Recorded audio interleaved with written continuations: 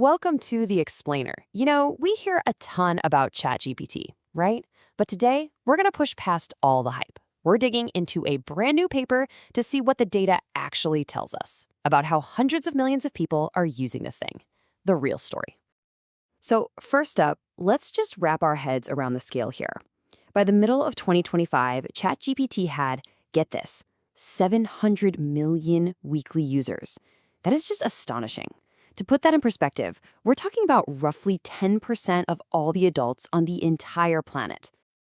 And these users, they are not quiet. Altogether, they're sending more than 2.5 billion messages to the AI every single day. The numbers are just mind-boggling, really. And that, of course, brings us to the big question, the reason we're doing this explainer. It's the question that goes way beyond the headlines. With all these billions of chats happening, what are people actually using this tool for? What's really going on? Okay, so let's start digging for clues. The researchers kicked things off by splitting all that activity into two big, simple buckets. You've got work on one side and, well, everything else on the other. Basically, our 9-to-5 lives versus our personal time. Now, this is where it starts to get really interesting. You can see here that both work and non-work messages just exploded in 1 year. But look closer at the pace of that growth. Work-related use, it more than tripled. That's pretty impressive, right? But non-work use, it grew 8 times over. It went from about 238 million to almost 2 billion messages a day. That's just wild. So what does that mean? Well, it leads us to our first major surprise. By mid-2025, nearly 3/4 of everything people do on ChatGPT has absolutely nothing to do with their jobs. For a tool that's always talked about in terms of productivity and the future of work, it turns out most of the action is happening after we punch out for the day. Okay, so if it's not mostly a work thing for most people, then what is it? What are people talking about in those billions of conversations? Let's crack this code and find out what the top uses really are. And the data gives us a really clear answer. Almost 80%, 80% of everything people do on ChatGPT fits into just 3 main buckets. Number 1 is practical guidance, like asking for how-to advice.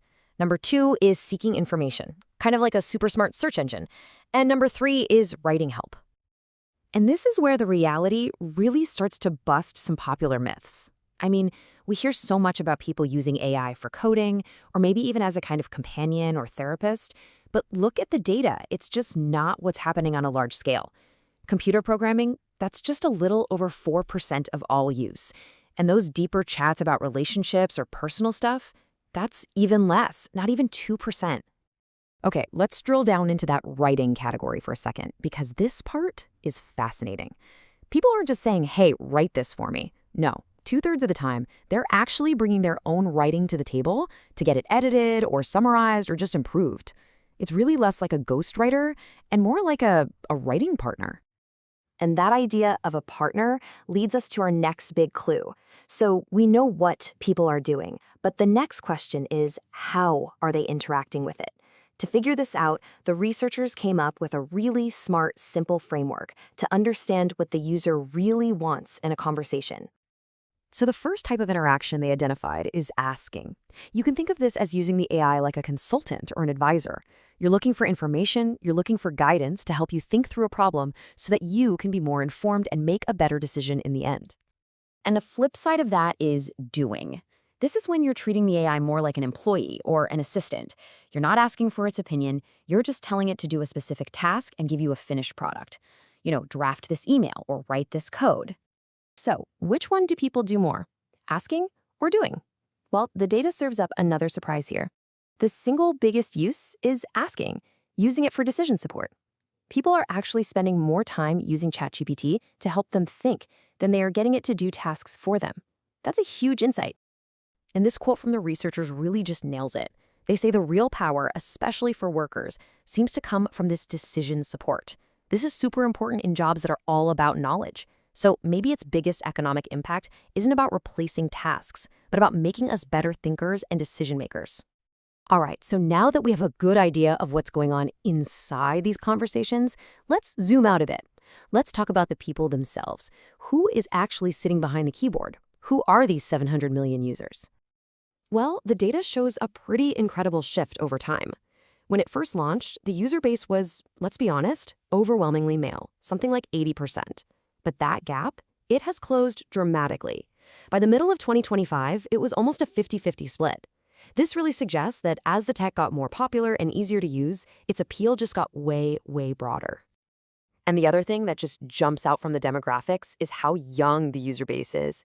Get this, nearly half of all the messages sent by adults come from people under the age of 26. It's pretty clear this technology is really being shaped by the next generation. Okay, so we've followed all the clues in the data. We've looked at the who, the what, and the how of ChatGPT use. So what's the final verdict? What's the big picture here? What have we learned?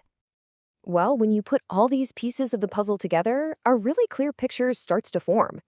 You've got the fact that it's mostly non-work use, the focus on asking for advice instead of just doing tasks, and how people prefer to improve their own writing.